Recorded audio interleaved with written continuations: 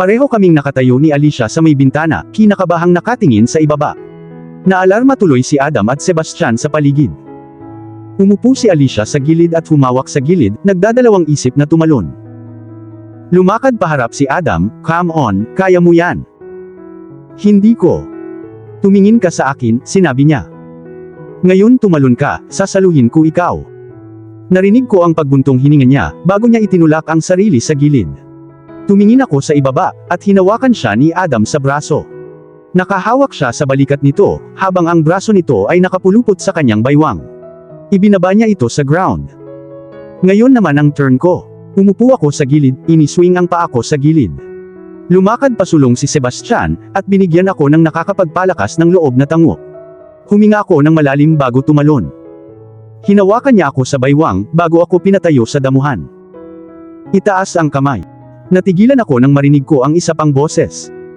Lumingon kami at may dalawang lalaki na nakatutok sa amin ng baril. Walang pag-aalinlangan, pinuntahan sila ng magkapatid. Inilabas nila ang kanilang mga baril bago sinuntok ang mga lalaki. Siniko ni Sebastian ang mukha ng lalaki, bago ito sinuntok at pinatumba. Ginamit ni Adam ang likod ng kanyang baril para matumba ang isa pang lalaki. Lumapit sa akin si Sebastian, ipinulupot ang kamay niya sa kamay ko, bago kami kinaladkad papunta sa parking lot. Ganoon din ang ginawa ni Adam kay Alicia. "Tatawagan ko si Carter at babantayan natin sila," sabi ni Sebastian kay Adam, at tumango siya. Naghiwalay kami dahil nasa kabilang side ng parking lot ang sasakyan niya. Binuksan ni Sebastian ang pinto ng sasakyan, at sumakay na kaming dalawa. Tinawagan niya si Carter, kinausap siya sandali at saka ibinaba ang tawag. Binilisan niya ang daan patungo sa exit, na nang dumaan kami sa gate, nakita namin ang mga security guys na walang malay sa ground. "I'll drop you home," sabi ni Sebastian sa akin. "Babalik ka para labanan sila?" Maingat kong tanong. "Oo, ngunit mas malamang nasasalakayin namin ang kanilang main hideout." Sagot niya. "Alam mo ba kung saan ang hideouts nila?" Tanong ko at umiling siya ng no. "Hindi pa, ginagawa na ito ni Carter." Sagot niya. Tahimik ang biyahe pa uwi. Nang makarating kami, pinark ni Sebastian ang sasakyan at lumabas na kami. Gabi na at tahimik ang bahay at medyo madilim. Bumalik yata si Thalia para tingnan ang bahay. Nauna siyang pumasok, sinundan ko siya at binuksan niya ang ilaw. Bigla siyang lumingon sa akin at tumingin sa hita ko, "Let me clean that." Bumaba ang tingin ko, at nakita ko ang puting tela na basang-basa ng dugo ko. "Okay lang, I'll do it. I need to see it. Kung masyadong malalim, tatawag ako ng family doctor." Paliwanag niya. Bago pa ako makatanggi ulit, umakyat na siya. Bumuntong hininga ako at sumunod sa kanya. Lumingon siya sa kwarto ko at binuksan ang pinto. "Pumasok ka sa banyo," sabi niya sa akin. Naglakad ako papasok ng banyo. Tumingin-tingin muna siya sa paligid bago pumunta sa drawer at kumuha ng tuwalya. "Umupo ka sa counter," sinabi niya sa akin. Ginawa ko. Lumapit siya sa akin at tinanggal ang tela. Binuksan niya ang gripo, binasa ang tuwalya bago nilinis ang dugo sa paligid ng sugat ko. Nang malinis na ang lugar, sinuri niya ito. "Hindi ito malalim," sabi niya.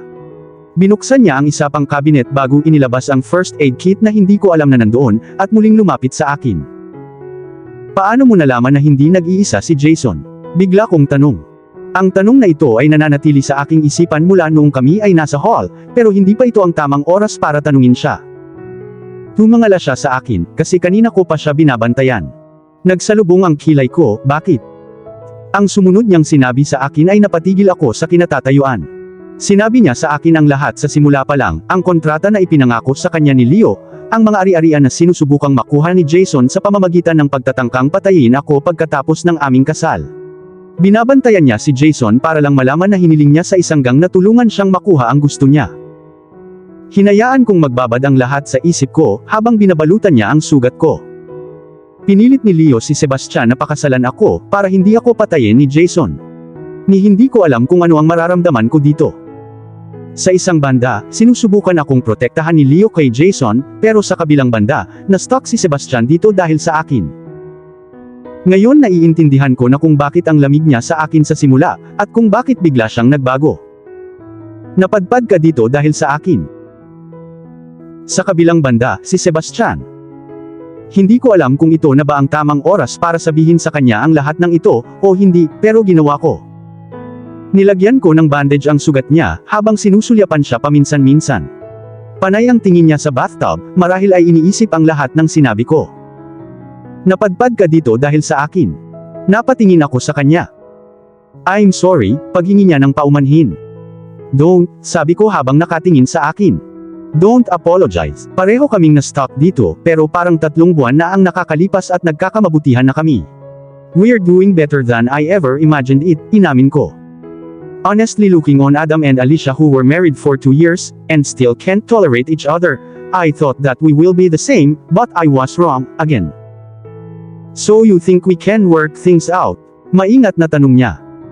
Yes. I mean kung gusto mo. Maingat kong sagot na naghihintay ng reaksyon niya. Gusto mo ba? Tinanong niya ako. I'm willing to try, sagot ko. Napaisip siya bago tumango. Okay, teka, ibig sabihin ba nun pumunta yung mga lalaki para patayin ako? Tanong niya na nanlalaki ang mata. No, dumating sila para sa ating dalawa. Gusto ka ni Jason, habang naiinggit sa akin ang ibang barkada at gusto akong patayin. Sumagot ako. Tinitigan niya ako na para akong baliw. Ako na ang bahala sa lahat. Don't worry, kinuha ko ang first aid kit at ibinalik sa cabinet. I need to go now, sabi ko sa kanya at tumango siya. Sa kabilang banda, si Adam. Nakauwi na kami. Napatingin ako sa phone ko, naghihintay ng impormasyon mula kay Carter. Babalik ka, narinig kong sabi ng mahinang boses sa likod ko. Lumingon ako at nakita ko si Alicia na nakatingin sa akin. Oo, hindi ko alam kung anong oras ako babalik. Kailangan mo bang pumunta? Tanong niya na ikinakunot ng noo ko. Alam kong medyo natakot siya pagkatapos ng open shot sa hall, pero alam niyang ligtas siya sa bahay. Bakit ayaw niya akong pumunta?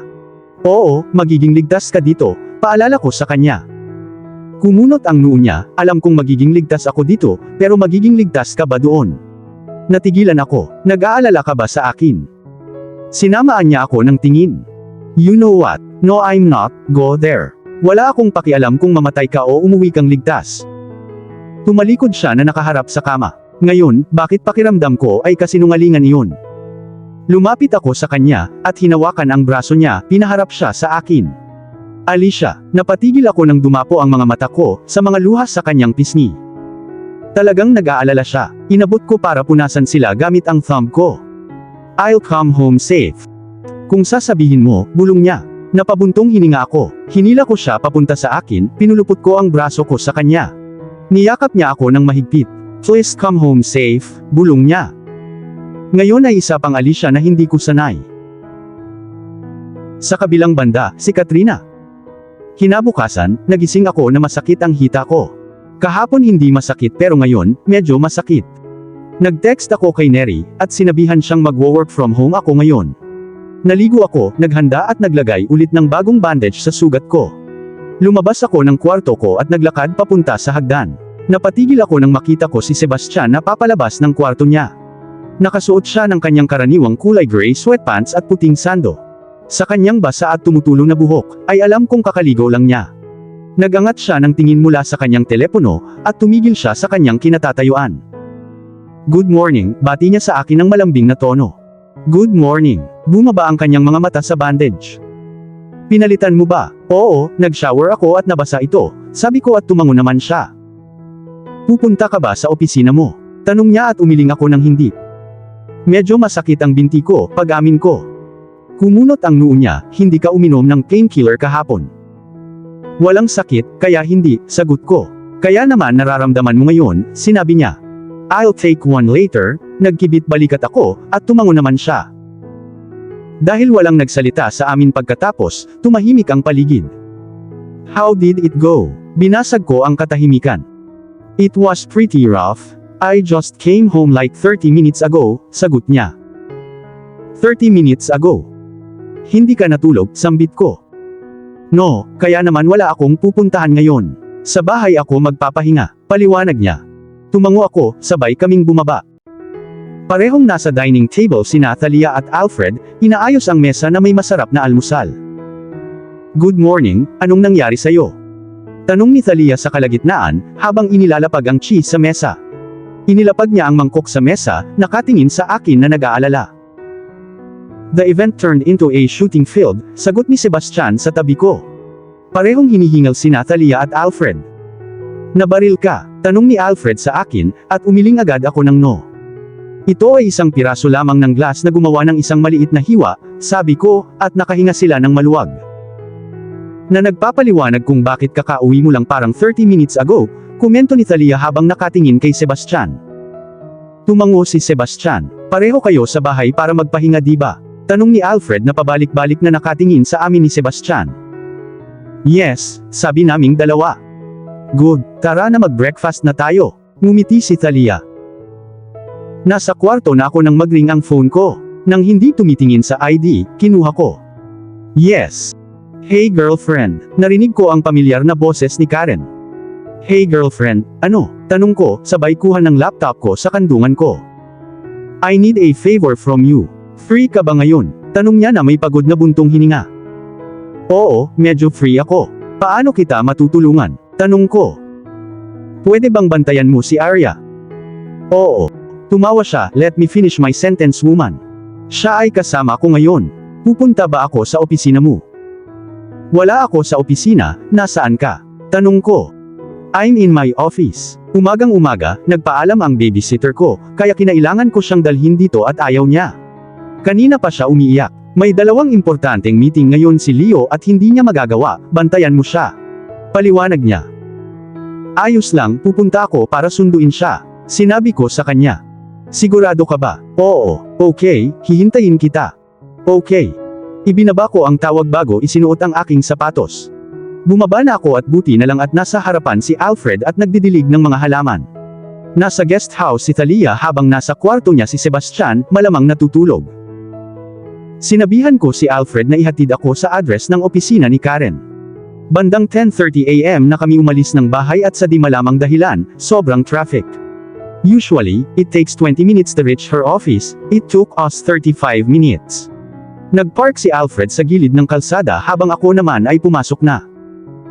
Nasa may counter si Karen habang nakaakbay ang natutulog na Arya. Salamat, sabi niya nang makita niya ako. Walang problema. Nandoon ang mga bag niya. Ang isa ay may damit at diapers habang ang isa naman ay may bote at gatas. Ang maliit ay may mga laruan niya. Mabilis niyang ipinaliwanag sa akin ang lahat. Napakaraming gamit mo, tanong ko sa kanya, at tumango naman siya. Hindi ko alam kung anong oras ako matatapos. I grabbed the bags and went my way to the car with her following me. Nilagay ko lahat ng bag sa likod bago kinuha si Arya sa kanya. Habang inihiga ko ang ulo niya sa dibdib ko, tumingala siya sa akin gamit ang inaantok niyang mga mata. Hi, ngumiti ako. Hindi siya nag-react, sa halip, inihiga niya ang kanyang ulo at nakatulog. Thank you once again. My pleasure. Hinatid kami ni Alfred sa bahay, at si Arya ay natulog ng buong oras. Pagdating namin sa bahay, maingat akong lumabas ng sasakyan habang kinukuha ni Alfred ang lahat ng bag niya. Saan ko dapat ilagay ito? Bulong ni Alfred habang nakaturo sa mga bag. Itabi mo sa couch sa sala, sabi ko, at tumango siya. Pumasok na kami sa loob, at pumunta sa amin si Thalia. Napangiti siya nang mapansin ang maliit na natutulog na figura sa aking mga braso. Ang cute niya, nagsalita siya ng mahina. Saan mo siya papatulugin? Tanong sa akin ni Thalia. I think in my room.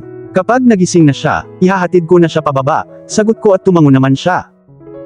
Ang kaso ay tahimik ang buong bahay. Kung saan ko siya ilalagay, matiwasay siyang matutulog, pero dahil may kailangan akong tapusin, at kahit si Thalia ay kailangang magluto, naisipan kong dalhin siya sa kwarto ko para mabantayan ko siya. Kapag nagising na siya ay dadalhin ko siya sa ibaba, at magagawa niyang makipaglaro sa lahat. At dito na po, nagtatapos ang part 12 ng ating kwento. Sabay-sabay po nating abangan ang susunod na kabanata. Maraming salamat po. God bless and stay safe.